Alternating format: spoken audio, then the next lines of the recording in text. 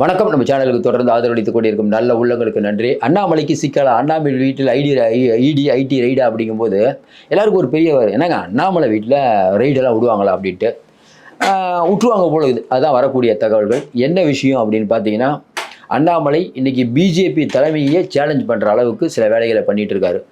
நீங்கள் சொல்கிற மாதிரி அண்ணாமலைனாலே சேலஞ்ச் தான். எப்பயுமே நான் கமலாலயத்தில் உட்காந்துட்டு நான் யாருக்கும் கட்டுப்பட மாட்டேன், இன்றைக்கி சாயங்காலம் வரைக்கும் இருக்கேன், என்னை அரெஸ்ட் பண்ணுங்கன்னு சொன்னதாகட்டும், மன்னிப்பு அப்படிங்கிற வார்த்தையை நான் கேட்க மாட்டேன், முன் வச்ச காலை பின் வைக்க மாட்டேன் அப்படின்னு சொல்லி அவர் சிவி சண்முகத்தை பற்றியும், மறைந்த முதலமைச்சர் ஜெயலலிதா அம்மாவை பற்றியும், இன்றைக்கி இருக்க கலைஞரையோ, ஸ்டாலின், அவங்க குடும்பம், அவர் பேசாத ஆளே இல்லை தமிழ்நாட்டில். அந்த அளவுக்கு ஒரு சர்ச்சைகளின் ஒரு நாயகனாக இருக்கக்கூடியவர் அண்ணாமலை. அப்படிப்பட்ட அண்ணாமலையுடைய முதலமைச்சர் கனவு இன்றைக்கி எடப்பாடி பழனிசாமியால் தகர்க்கப்பட்டது. அப்போ இந்த கூட்டணி ஒன்றா இருக்கக்கூடாதுங்கிறதுக்கு ரொம்ப தெளிவாக நிறைய வேலை பண்ணிகிட்டு இருக்காரு. இப்படிப்பட்ட சூழ்நிலையில் உங்களுக்கு தெரியும், அண்ணாமலையுடைய பிறந்தநாள் வந்தது. பிறந்தநாள் கோலாகலமாக தமிழகம் எங்கும் கொண்டாடப்பட்டது. குறிப்பாக பார்த்தீங்கன்னா, மருதமலை கோயிலேருந்து அவர் ஏரியாலாம் பார்த்தீங்கன்னா, அவர் ஆதரவாளர்கள் என்ன இருந்தாலும் ஜி மாதிரி இல்லையே, ஜி மட்டும் இன்றைக்கி இருந்திருந்தாருன்னா தமிழ்நாட்டு அரசியலே புரட்டி போட்டிருப்பார். அதாவது அவருடைய அரிய கருத்துக்கள் கொஞ்ச நாளாக இல்லாமல் போயிடுச்சு. ஆளுநர் வேற கருத்து சொல்கிறதில்ல. ஏன்னா தமிழ்நாட்டில் 2 அறிவாளிங்க தான், 3. அது 3வது சின்ன அறிவாளி அவர் ராஜா. அவர் பெருசாக எடுபடாது, அவர் கலாச்சிருவாங்க. பட் 2 பெரிய அறிவாளியில் ஒன்று அண்ணாமலை, இன்னொன்று ஐயா ஆளுநர். ஆளுநரும் தன்னுடைய அரிய கருத்துக்களை அப்பப்போ வெளியே விட்டுட்ருப்பார். இவர் யாருக்குமே புரியாத அரிய கருத்தை சொல்லுவார். ஏன்னா 10,000 புக்கு படித்து அவர் மிகப்பெரிய ஒரு ஞானியாக இருக்கக்கூடியவர். இப்படிப்பட்ட சூழ்நிலையில் இன்னைக்கு பிஜேபி அப்படிங்கிற ஒரு கட்சி தான் பெருசு. அண்ணாமலை அப்படிங்கிறவர் இன்றைக்கி பிஜேபிக்கே சவால் விடுறாருன்னா விடுறாரு. தமிழகம் முழுக்க பெகல்காம் தீவிரவாத தாக்குதலுக்கு எல்லாரும் பேரணி போகிறாங்க. ஆனால் அன்னைக்குன்னு பார்த்து அண்ணாமலை பார்த்தீங்கன்னா, அந்த கொங்கு பகுதியில் நடக்கக்கூடிய அந்த முதியவர் வெட்டி கொன்ன கொள்ளை சம்பவம் அதை கண்டுபிடிக்கலன்னு பெரிய போராட்டம் சிவகிரியில் நடத்துகிறார். நடத்திட்டு நான் உண்ணாவிரதம் இருக்க போகிறேன்னு வேற சொல்கிறார். அதுக்கப்புறம் உண்ணாவிரதம் இருக்குன்னு சொன்னதுக்கப்புறம் அதை கண்டுபிடிச்ச உடனே உண்ணாவிரதம் ரத்து, நான் கோரிக்கை நிறைவேறி விட்டது அப்படிங்கிறார். இப்போ பல்கலைக்கழக மாணவி விஷயத்தில் பொறுத்தா ஒரு 3 நாளைக்கு முன்னாடி ஒரு ஆடியோ, ஒரு ஆடியோ வெளியிட்டார், வீடியோ. அதில் சொல்கிறாரு, பாருங்கள் ஞானசேகரன் அவர்கள் எத்தனை மணிக்கு எப்படி பேசினார் எல்லாம் எனக்கு தெரியுங்கிறார். புலனாய்வு முடிஞ்சு தீர்ப்பு சொன்னதுக்கப்புறம் இதை அவர் வெளியிட்டிருக்கலாமா? இதெல்லாம் முன்னாடியே அவர் சொல்லியிருக்க வேண்டியதானே, ஏன் இப்போ சொல்கிறாரு? அப்போ மீடியாவுடைய கவனத்தை தாம் பக்கம் இருக்கணும். அண்ணாமலை அவர்களுக்கு இது புதுசு இல்லை, உங்களுக்கு தெரியும். மீடியாவுடைய கவனம் தாம் பக்கம் திருப்பணுங்கிறதுக்காக ரொம்ப மெனக்கெடுவார். அவருக்குன்னு ஒரு வார் ரூம் இருக்கும்.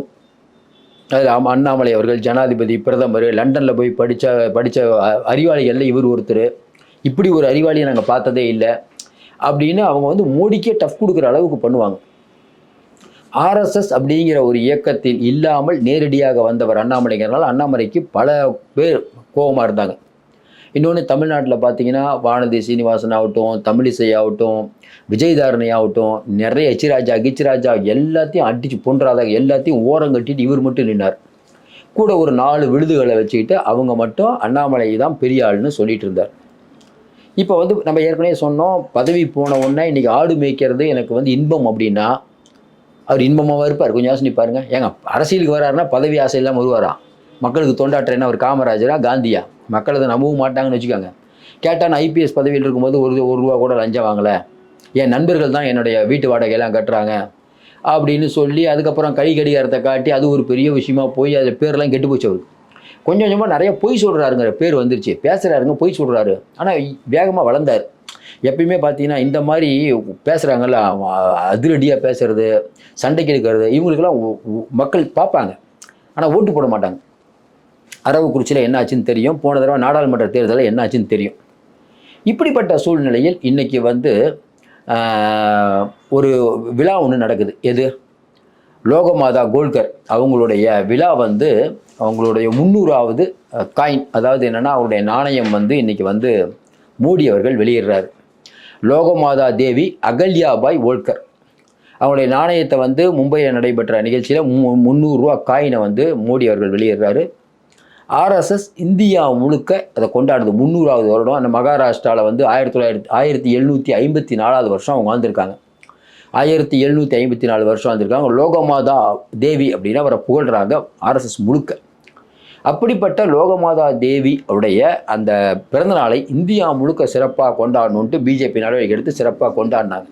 நீங்கள் ஒன்றும் யோசிக்கக்கூடாது, ஏங்க லோகமாதா தேவி கீவிலாம் சொல்கிறீங்க, தமிழ்நாட்டில் அந்த கொண்டாடத்தை நாங்கள் பார்க்கவே இல்லையான்னு.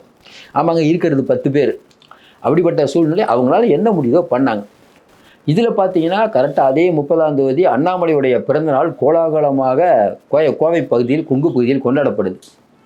அப்போ எல்லாருக்கும் ஒரு சந்தேகம், ஏங்க ஆர்எஸ்எஸ் சொல்லி இவருக்கு ஏன் கேட்க மாட்டுறாரு அப்படிங்கிற ஒரு சந்தேகம் இருந்தது. இங்கே இருக்கக்கூடியவங்களாம் தட்டி விட்டுருவாங்கள்ல புகாரை. இன்னொன்று, ஆர்எஸ்எஸ் அப்படிங்கிறது பிஜேபி அப்படிங்கிற ஒரு கட்சி வந்து ஆர்எஸ்எஸ் உடைய துணை அமைப்பு.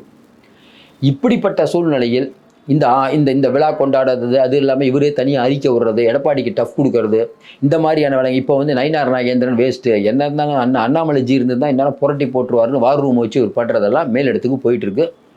ஏற்கனவே வார் ரூமை கலைக்கலைன்னா கட்சி விட்டு எடுத்துருவோன்னு நயினார் சொன்னார். அதனுடைய தொடர்ச்சியாக இப்போது அமித்ஷா அவர்கள்ட்ட தகவல் போய், ஏன்னா இந்தியாவே கட்டுப்படுத்துகிறாங்க, அவங்களுக்கு தெரியாதான். அப்போ அண்ணாமலைக்கு வேட்டு வைக்கணும்னு முடிவு பண்ணிட்டாங்க. இப்போ பிஎஸ் பக்கத்தில் இருக்கக்கூடிய அவர் சந்தோஷ், பிஎல் சந்தோஷ்கிட்ட அவரும் சொல்லிட்டாராம், பார்த்து பண்ணுங்க தம்பி, பிரச்சனை ஆகிட போகுதுன்னு சொல்லியிருக்காரு. ஆனாலும் கட்டிலம் காளையாக இருக்கக்கூடிய அண்ணாமலை இன்னும் அவர் வந்து மாற்றலை. எப்போது வேண்டுமானாலும் பிரச்சனை வருங்கிறாங்க. சரி, என்ன பிரச்சனை? அதாவது ஏற்கனவே உடுமலைப்பேட்டையில் இருக்கக்கூடிய ஒட்டஞ்சத்திரத்தில் இருக்கக்கூடிய செந்தில்குமார், அவர் யாருன்னா அண்ணாமலையோடைக்கு ரிலேஷன். அவர் அண்ணாமலையே சொல்லியிருக்கார், செந்தில்குமார் வீட்டில் ரெய்டு நடந்தது அப்படின்னு அண்ணாமலைகிட்ட கேட்கும்போது அண்ணாமலை சொன்ன வார்த்தை ரொம்ப கவனமாக இருக்கணும். செந்தில்குமார்னு அப்படின்னு அதோடு நிறுத்தியிருக்கலாம். அவர் என்ன சொன்னார்னா, ஆமாங்க ஜோதிமணி இருக்காங்களா காங்கிரஸ், அவங்களும் என் ரிலேஷன் தான். செந்தில் பாலாஜி இருக்கார், அவரும் என் ரிலேஷன் தான்.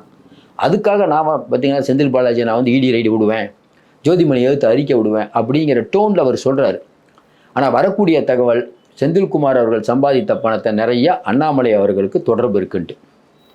நம்மளும் பேச வேணான்னு பார்த்தோம், உடச்சே பேசிடுவோம். ஏன்னா ஒரு 3 வாரத்துக்கு முன்னாடி ஜூனியர் விடனில் ஒரு கட்டுரை, அந்த கட்டுரையில் ரொம்ப தெளிவாக போடுறாங்க.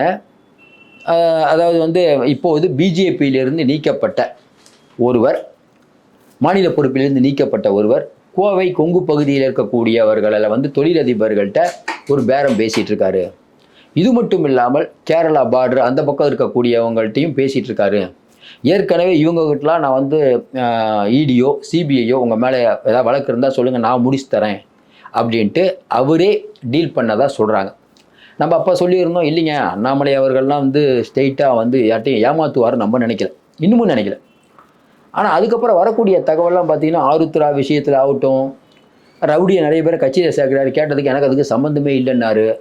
அதுக்கப்புறம் பார்த்தீங்கன்னா வந்து அவருடைய விழுதுகளில் ஒருத்தர் வெளியில் போய், இல்லை அண்ணாமலைக்கும் அவங்களுக்கும் தொடர்பு இருக்குது, சபரீசனுக்கும் இவருக்கும் தொடர்பு இருக்குது, இன்னொரு மக்கள் நல கூட்டணியை உருவாக்க வேண்டும் என்பது சபரீசனுடைய கனவு, அதை நிறைவேற்றக்கூடிய ஆளாக அண்ணாமலை இருக்கார். ஏன்னா அண்ணாமலையுடைய நடவடிக்கை நீங்கள் நல்லா பார்த்தீங்கன்னா, தமிழ்நாட்டில் நட்டா அவர்கள் வராரு, வரல, பிஜேபியிலேருந்து என்ன தூக்கிட்டீங்க, ஏன் நான் பிஜேபியை மதிக்கணுங்கிற ரூட்டில் போயிட்டுருக்கார். சரியோ தப்போ நம்ம எப்பயுமே சொல்லியிருக்கோம், ஒரு நிறுவனம் நிர்வாகம் அதுதான் பெருசு. பிஜேபி எவ்வளோ பெரிய கட்சிங்க, ஏங்க அத்வானியே தூக்கி போட்டு வீட்டில் உட்கார வச்சுட்டாங்க ஒரு காலத்தில். முதல்ல உமாபாரதி வந்து இப்போ லோகமாதாங்கிற மாதிரி உமாபாரதி பெரிய லெவலாக இருந்தாங்க. பிஜேபியுடைய அங்கே உத்தரப்பிரதேசோட முதலமைச்சராக இருந்தாங்க. இன்றைக்கி எங்கே தேட வேண்டியதாக இருக்குது உமாபாரதிலாம், கொஞ்சம் யோசனை பாரு. கடைசி காலத்தில் பிஜேபி அப்படிங்கிற ஒரு கட்சி, நிறைய பேர் பிஜேபி கட்சியால் பாதிக்கப்பட்ட பெரிய ராஜாமாக இருந்திருப்பாங்க. என்றைக்கு மோடியும் அமித்ஷா வந்தாங்களோ அன்றைக்கே நிறைய பேருடைய ஆட்டம் க்ளோஸ்.